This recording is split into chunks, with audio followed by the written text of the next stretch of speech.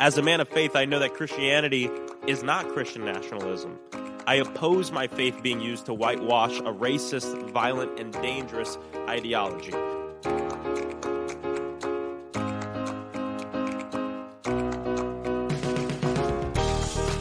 Welcome to Respecting Religion, a BJC podcast series where we look at religion, the law, and what's at stake for faith freedom today. I'm Amanda Tyler, Executive Director of BJC. And I'm General Counsel Holly Hollman.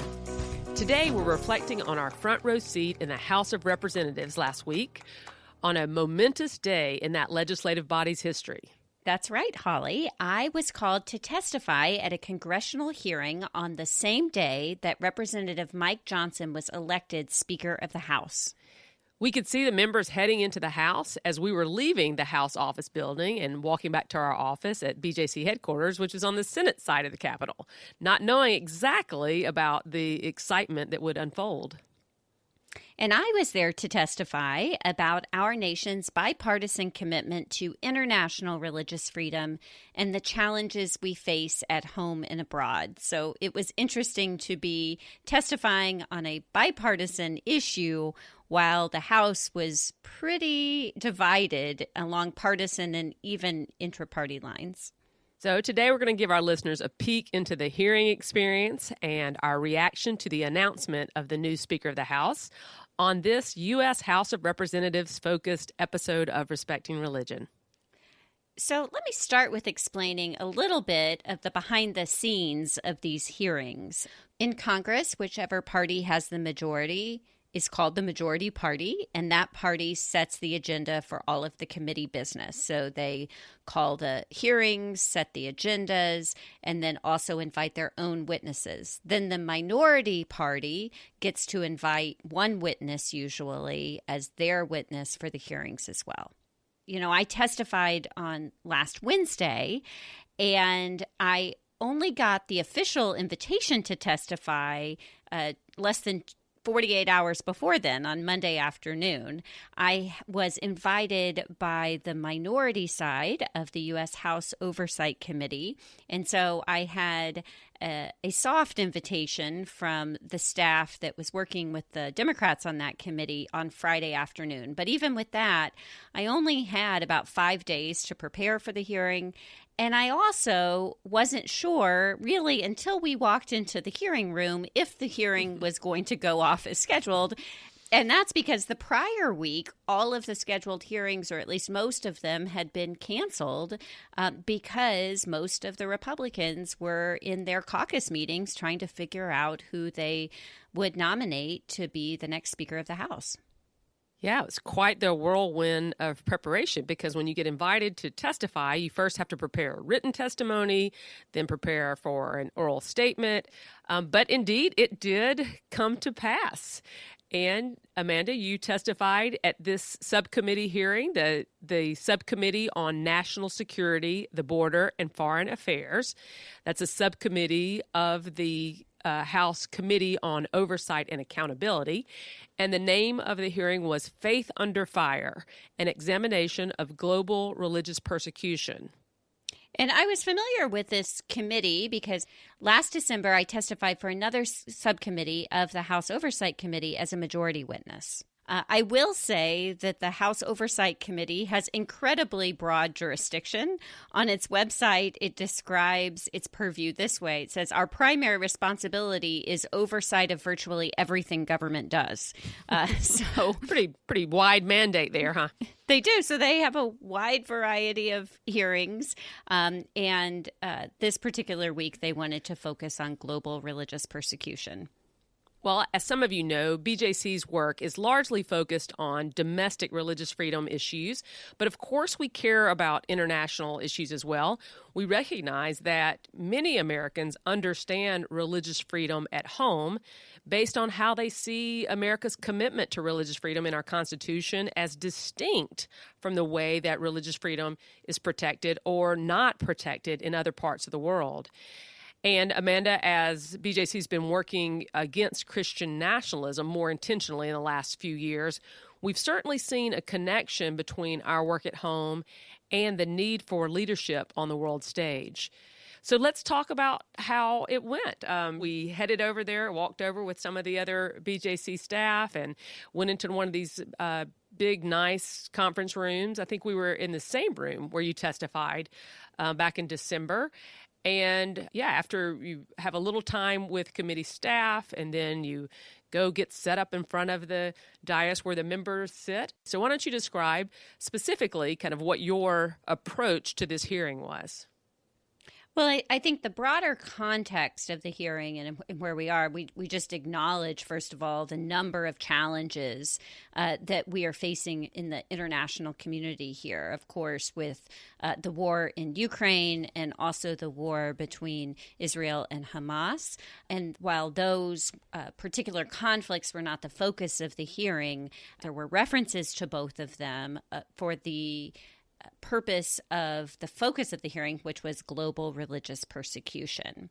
And that, even though members, including members on this particular subcommittee, might have different views about the war in Ukraine and about American response to the war between Israel and Hamas, one thing that they could be united in is condemning global religious persecution and looking for ways that the United States can be a stronger advocate for those who are victims around the world.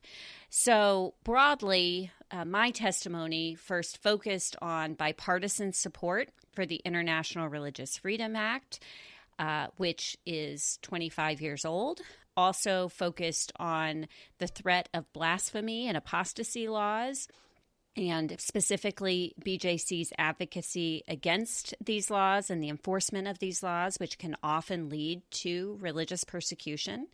And then I shifted gears and talked about how the United States could best maintain our credibility and our diplomatic force on the world stage to try to influence countries not to enforce, for instance, their blasphemy laws. And that is to be sure that we're attending to religious freedom here at home. And to do that requires us to move away from Christian nationalism, to work to dismantle it, and to respond to what many see as a rising occurrence or tide of Christian nationalism in the United States. And then specifically talked about one particular policy issue in our not-so-distant past, and that is the last administration's creation of a travel ban from Muslim-majority countries. This was a policy that sometimes goes by the shorthand of a Muslim ban. This policy went through a number of different iterations, and it was eventually upheld by the United States Supreme Court, in part because of the complexity of foreign relations issues. But what has been roundly rejected, certainly by BJC and others in the religious freedom community, has been its fatal flaw that it could never overcome, and that was targeting of a particular religion and religious group for disfavor by the U.S. government. So that's kind of the broad outline of the testimony. Yeah, and as you mentioned, the opportunity to testify about international religious freedom also is an opportunity to talk about religious freedom as a bipartisan issue, because historically it has been much easier to find agreement and to bring people together across the aisle when talking about our responsibility to promote religious freedom abroad. You mentioned the International Religious Freedom Act. And Amanda, you noted that bipartisan commitment. As you said in the written testimony, the State Departments of both Republican and Democratic administrations have implemented the law through the Office of International Religious Freedom. That's right. And one of the major pieces of work product from that office is this annual report to Congress on the status of religious freedom in countries around the world. And so for each of those countries in this really comprehensive report, it goes over the religious demography of that country, along with how well religious freedom is respected both by government, but also by society in general, which I think is really really important to note the way that societies can either uphold or denigrate religious freedom as well. And so then based on that report, the U.S. Department of State can also designate certain countries as countries of particular concern, or certain non-governmental entities like terrorist organizations as entities of particular concern. And I think all of this just goes to shine a brighter light on what is actually happening in these countries, and can also, I think, give us a better idea comparatively, country to country, about the state of religious freedom worldwide. And the International Religious Freedom Act also established the United States Commission on International Religious Freedom, known as USCIRF, which is an entity that operates as an independent, bipartisan U.S. federal agency. And that continues to be lauded for its work that represents a continuing commitment of Congress and our country to the importance of religious freedom abroad.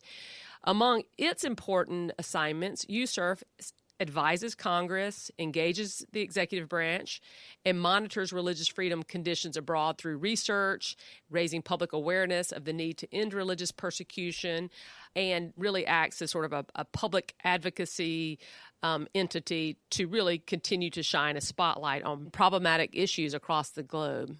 So I was a witness called by the minority. The majority of the committee called 3 different witnesses, and one of those witnesses, David Curry, is president and CEO of Global Christian Relief, who is himself a commissioner for USCIRF, and so could testify on behalf of USCIRF as well to that entity's viewpoint on international religious freedom. The other 2 witnesses that testified alongside me were Dr. Eric Patterson, the president of Religious Freedom Institute, and Dr. Megan Mobbs, a senior fellow with the Independent Women's Forum. And we will link in show notes to the full written testimony that I submitted on behalf of BJC, as well as we'll have a link to USCIRF's website so you can learn more about the work that important agency does as well. And now we're going to play Amanda's opening statement. Good morning, Mr. Chairman, Ranking Member Garcia, and members of the subcommittee. I am Amanda Tyler, Executive Director of Baptist Joint Committee for Religious Liberty and the lead organizer of Christians Against Christian Nationalism. For 87 years, BJC has worked to defend and extend God-given religious liberty for all, bringing a uniquely Baptist witness to the principle that religion must be freely exercised, neither advanced nor inhibited by government. As Baptists, we are concerned about the infringement of religious freedom against people belonging to any religious group and non-religious people too. International religious freedom has long been a bipartisan priority in Congress, and this hearing is another great example of congressional commitment to this crucial element of our nation's work. For 25 years, Democratic and Republican administrations have faithfully implemented the International Religious Freedom Act.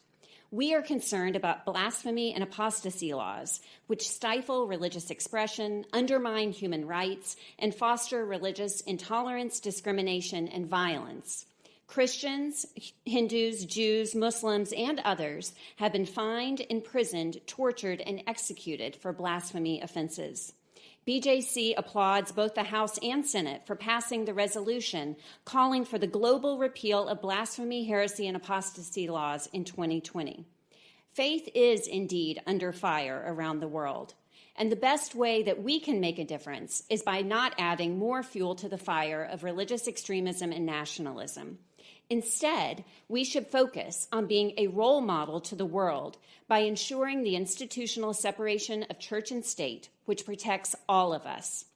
As we examine religious persecution globally, I hope we will also examine how well we are living up to this value at home. The single greatest threat to religious liberty in the United States today, and thus our reputation as leaders in the fight for religious liberty to the rest of the world, is Christian nationalism. Christian nationalism is a political ideology and cultural framework that seeks to fuse American and Christian identities. Christian nationalism seeks to privilege Christians and Christianity in law and policy. We see what happens when religious nationalism in a country is allowed to flourish and use the power of the state to attempt to force a set of religious beliefs or create only one accepted form of religious belief. To oppose Christian nationalism is not to oppose Christianity. In fact, a growing number of Christians, and I am one of them, feel a religious imperative to stand against Christian nationalism.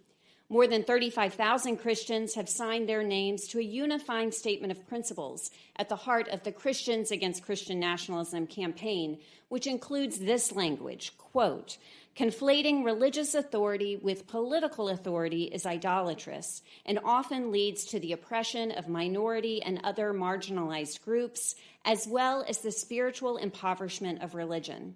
We must stand up to and speak out against Christian nationalism, especially when it inspires acts of violence and intimidation, including vandalism, bomb threats, arson, hate crimes, and attacks on houses of worship against religious communities at home and abroad," end quote.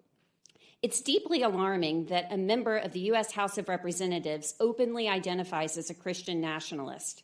Yet all of us who care about religious freedom should be able to quickly and definitively reject Christian nationalism.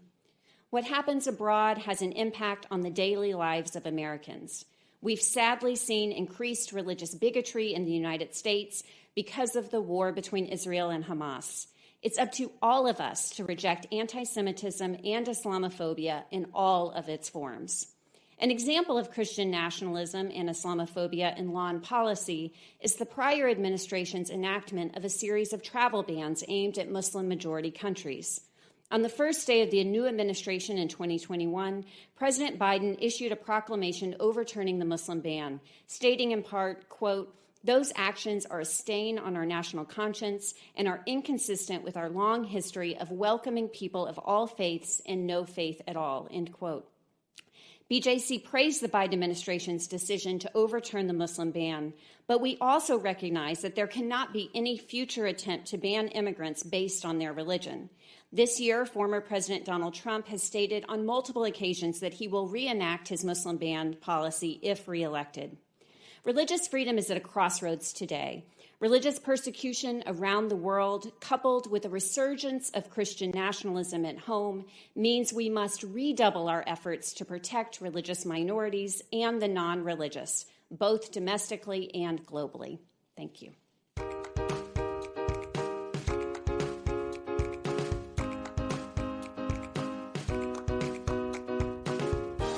After that statement, it was time for the members of the subcommittee to engage the witnesses. Of course, engaging means asking them questions as well as making their own statements. Yeah, and I think that's something that maybe people who aren't watching Congress all the time don't have a real appreciation for, is really what are these hearings for? And often they are for the majority who is calling the hearings to pursue a certain agenda or line of questioning. And this is true no matter who is in the majority of Congress. And so often that comes from members asking their own witness or witnesses questions to pursue their own goals for the hearing.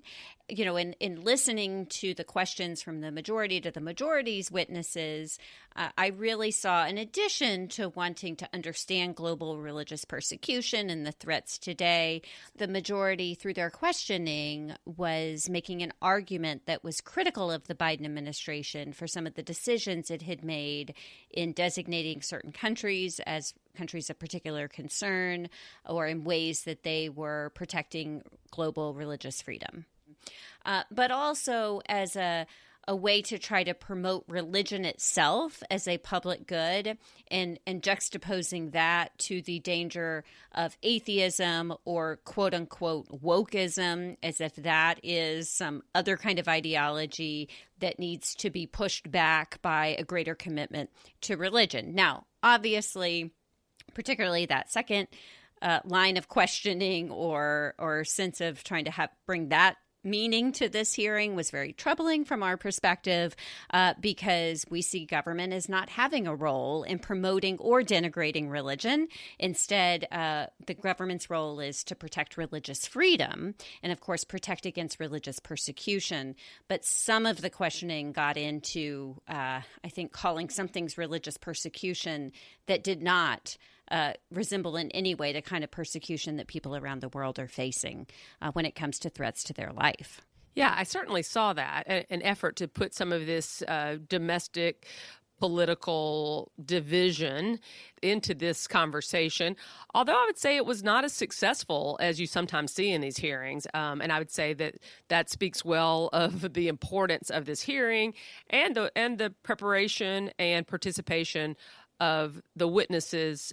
For the most part, there were some low moments, but for the most part, I would say this was a pretty good hearing, staying on focus and providing a way to bring the members across the aisle to some agreement and sense of responsibility to continue to work on religious freedom together. It was not as contentious as many of these hearings can be. And another thing that impressed me about this hearing is that there was quite a bit of participation. A lot of members attended, members in the subcommittee from both parties came in and asked their questions. Some of them even stayed around a while, and we know that that's not always the case. I mean, we know we've been to hearings before where it can be quite lonely on the witness stand, right, Amanda?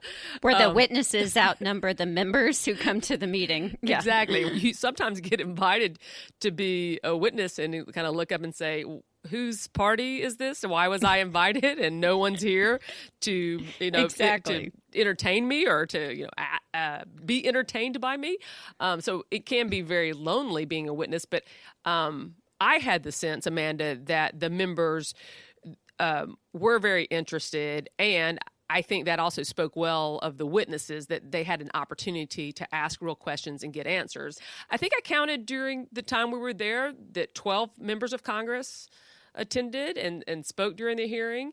That's a pretty good showing for a hearing. Yeah, and in addition of those dozen members of Congress, 11 are actually members of the subcommittee, and then Representative Jamie Raskin, who is the ranking member of the entire Oversight Committee and therefore not an actual member of any of the subcommittees. He also attended and asked questions. He has been a real leader in opposing blasphemy laws, and he was the sponsor of the House resolution that passed a few years ago. So he was there in part to talk about the importance of pushing back against blasphemy laws and also reminding us of the proper relationship between church and state, as he often does. We appreciate that.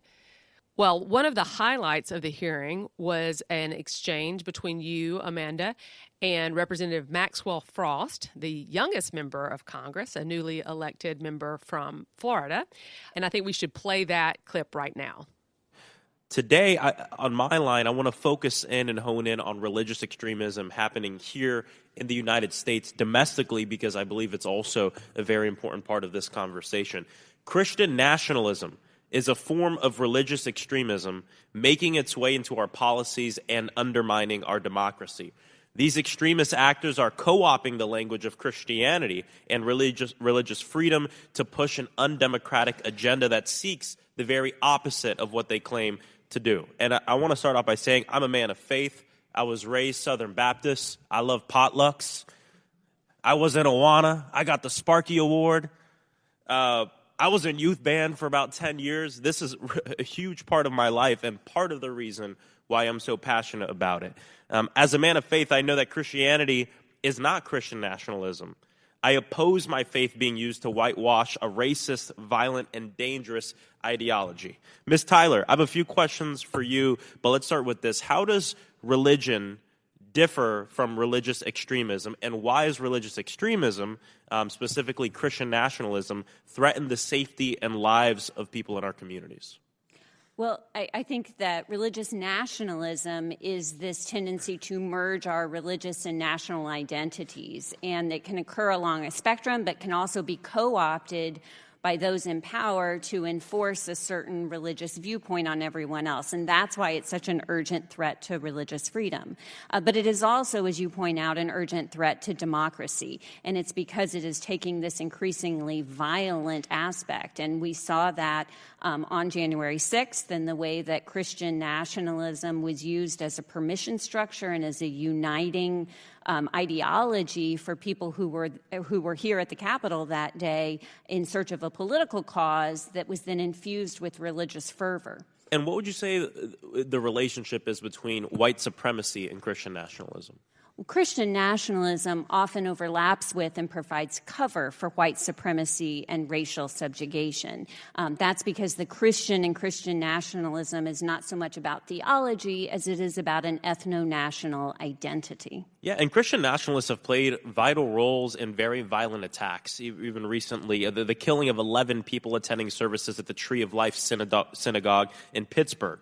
The killing and murder of 9 people attending a Bible study at Emmanuel African Methodist Episcopal Church in Charleston, South Carolina, the Emmanuel 9. The killing of 33 people shopping at Walmart and Tops in El Paso and Buffalo. Ms. Tyler, how does Christian nationalism pose a threat to our democratic institutions? Well, I think all of those examples are what happens when this ideology of Christian nationalism is used by white supremacists to try to justify their violence. It uses the symbols and the language of Christianity to try to justify what is indefensible. And it turns, again, their hatred into a religious cause, into something that they believe is ordained by God. Most Christian nationalists claim to support religious freedom while at the same time working to have the exact opposite of that happen. Have you noticed a coordinated attempt in America to co-opt the right of religious freedom to try and justify stripping rights away from people? Well, I do think that language really matters here in definitions, and too often we hear the language of religious freedom being used for what is really religious privilege or Christian nationalism. True religious freedom requires equality for all people regardless of religious belief, and that's why it's so important, as our Constitution promises, that the government will stay neutral when it comes to religion to allow all religions to flourish. And this threat to democracy has made its way to Congress. I mean, my colleague, Representative Marjorie Taylor Greene, has said, quote, Christian nationalism is actually a good thing. It is an identity that Republicans need to embrace, and I am being attacked by the godless left because I said I am a proud Christian nationalist, end quote. My colleague, Representative Lowen Boebert, said, quote, the church is supposed to direct the government. The government is not supposed to direct the church. I'm tired of this separation of church and state junk, end quote, junk being the Constitution and Bill of Rights. The Bible itself in 2 Corinthians actually warns us against this. Paul warned against this. He warned us against people who would preach of a Christ that differs from the true Christ that we learn about in the Bible. That's exactly what Christian nationalism is doing. I condemn religious extremism everywhere, globally and domestically. We have to recognize the threat it poses to our most sacred freedoms and root it out everywhere. And I think it's incumbent, especially upon us as Christians, and me as a Christian, to be at the forefront of the fight to ensure that white nationalism and Christian nationalism doesn't see the light of day. Thank you, and I yield back. So for me, and I told Representative Frost this after the hearing, I thought that was the best and most effective speech by a Christian member of Congress opposing Christian nationalism that I heard. And I think part of that is because he starts with his personal story. He talks about his background as a person of faith and talks about particularly why Christians have a special responsibility to push back against Christian nationalism. And that clip has gone viral on social media. And I think that speaks not only to the fact that Representative Frost is himself a member of Generation Z, but also because his message is resonating with so many people, Christians and people who are not Christians. And so it is fantastic to have that message get out beyond the walls of that hearing room to many more people who probably would not have otherwise known about this hearing going on global religious persecution. Yeah, and we're always glad to have a strong public witness that shows the variety of thinking among Christians, because sometimes the media focuses on particular kinds of voices, and the public is really not served well, sometimes by the way religion's covered in the media, to see the variety of perspectives. Of course, we as Baptists liked hearing a Baptist voice speak up and to demonstrate the variety of thinking that can come out of that strong, formative Baptist experience. It's not always what you think or always what you hear from the press or from some of the most prominent leaders in Baptist life. But he, having been raised in that tradition, felt strong in his faith and felt a strong commitment to speak out against Christian nationalism and the harmful turn toward religious extremism that he has seen that is doing real damage in our country. And if listeners want to watch the entire hearing, you will find a link to it in show notes.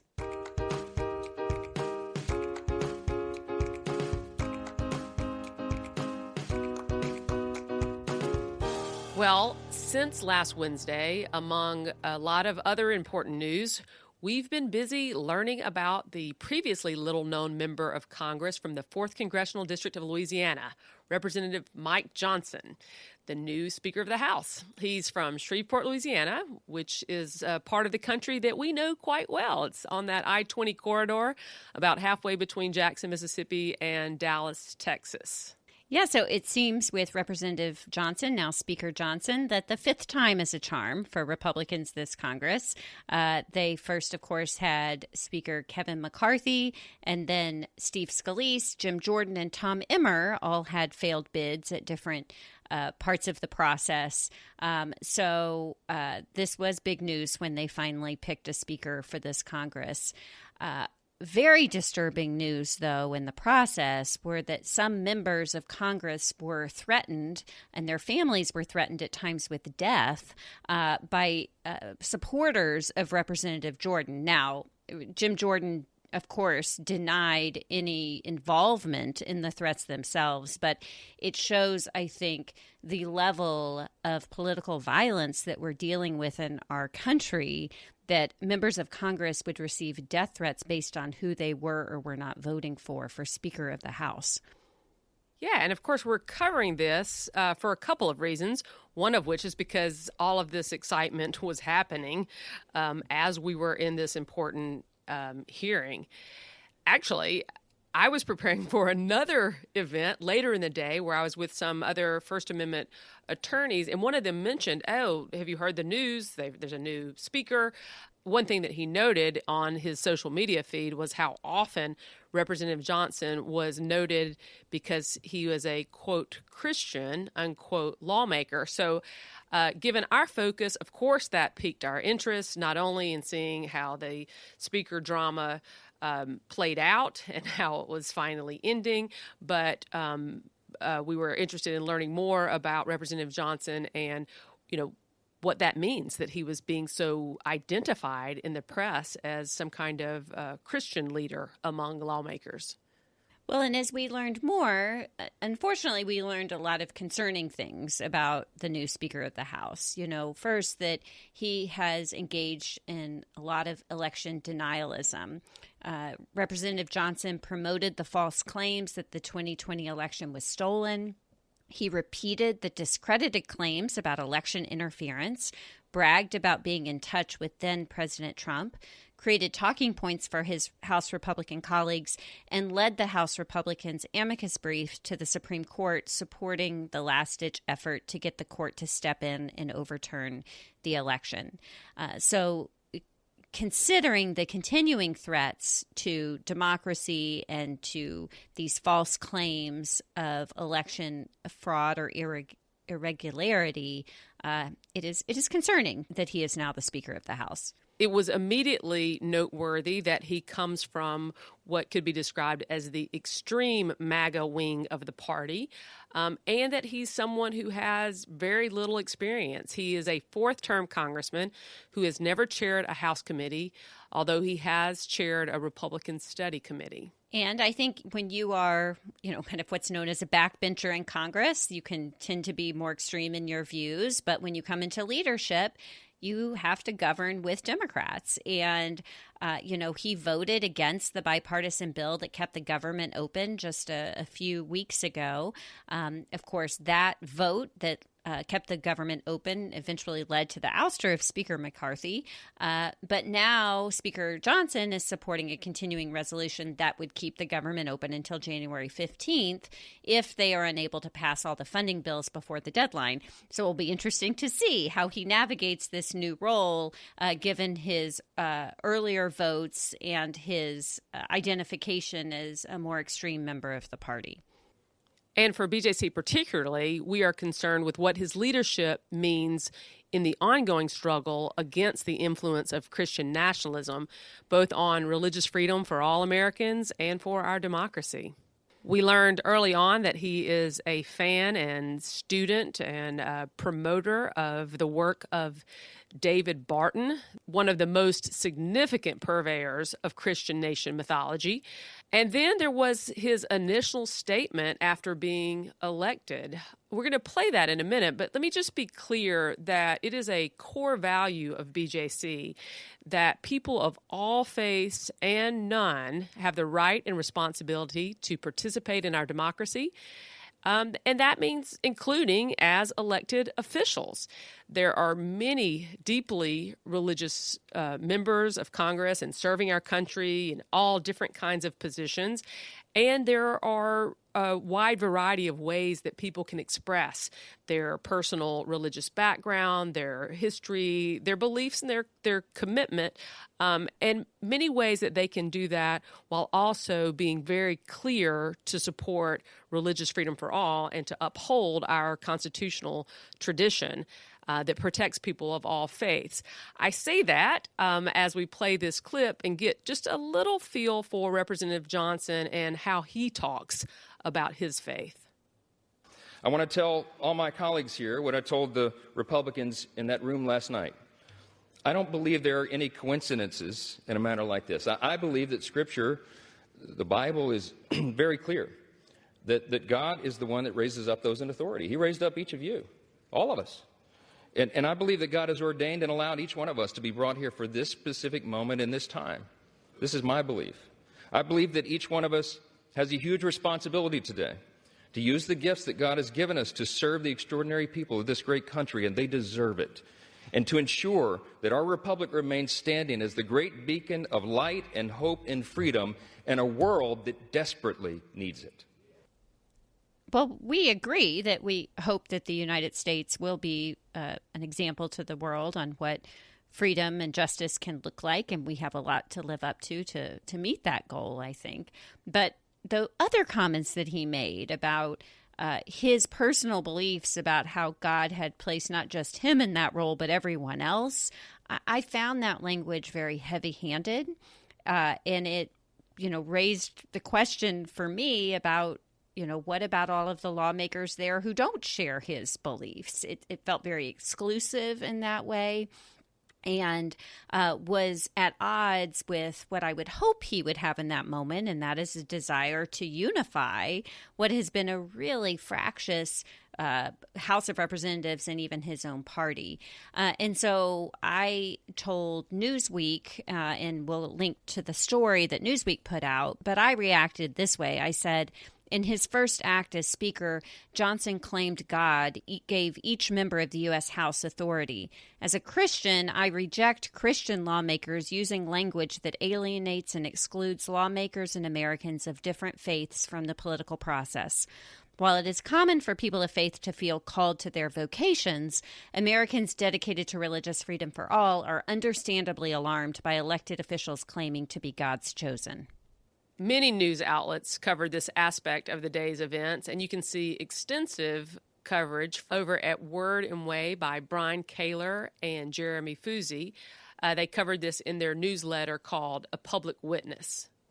They highlight Representative Johnson's prior career and particularly his work with Alliance Defending Freedom and other religious legal entities. It's that work, specifically his work with Alliance Defending Freedom, where he has said the most about his views on separation of church and state, which he does not have high regard for the idea of separation of church and state.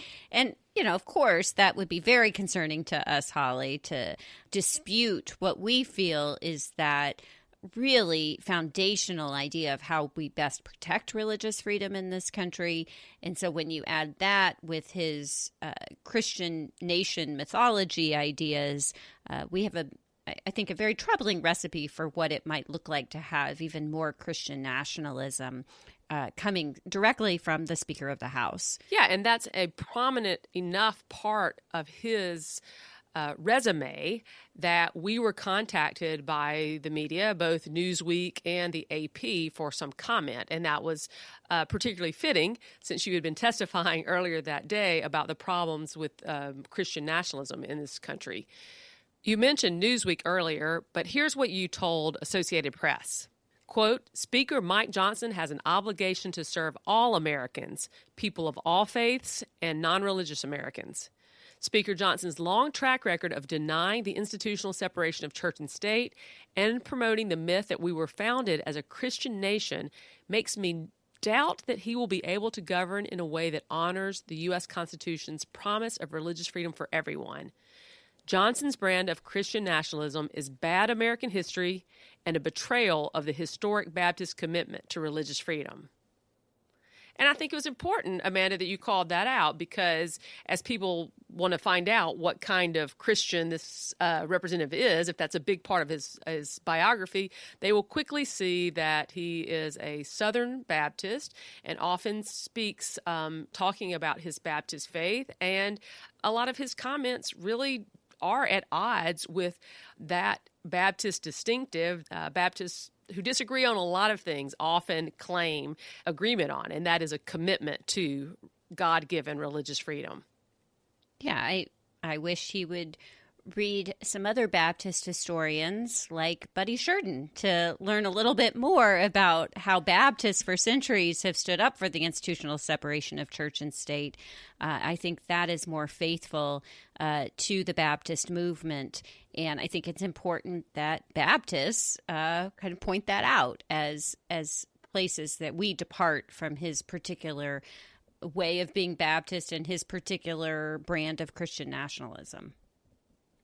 We also want to recommend a couple of other pieces, and we'll link to these in show notes. There was a Q&A with historian Kristen Dumais for Politico. She is, of course, the author of Jesus and John Wayne, and is a prominent public academic who talks quite a bit about Christian nationalism. And then an opinion piece by Andrew Whitehead and Samuel Perry for Time magazine. And this is, of course, Whitehead and Perry are some of the most prominent researchers studying how Christian nationalism shows up in the culture. So we'd recommend both those pieces. And since I mentioned him earlier, we will link to a great resource from Buddy Sheridan about Baptist history in the show notes as well. Well, in the coming weeks and months, I'm sure that we will learn more about the new speaker. We will be watching intently to see if maybe he can reconnect to the best of his Baptist tradition and maybe find that commitment to religious freedom that we're certainly hoping for.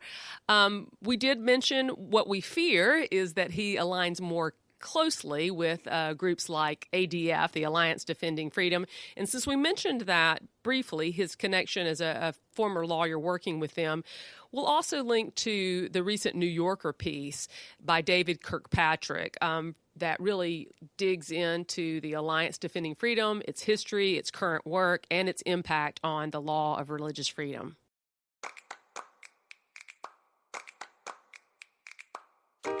That brings us to the close of this episode of Respecting Religion. Thanks for joining us. For more information on what we discussed, visit our website at respectingreligion.org for show notes and a transcript of the program. Respecting Religion is produced and edited by Sherilyn Guy, with editorial assistance from Guthrie Graves Fitzsimmons and Jennifer Hawks. Learn more about our work at BJC, Defending Faith Freedom for All, by visiting our website at bjconline.org. We'd love to hear from you. You can send both of us an email by writing to respectingreligion@bjconline.org.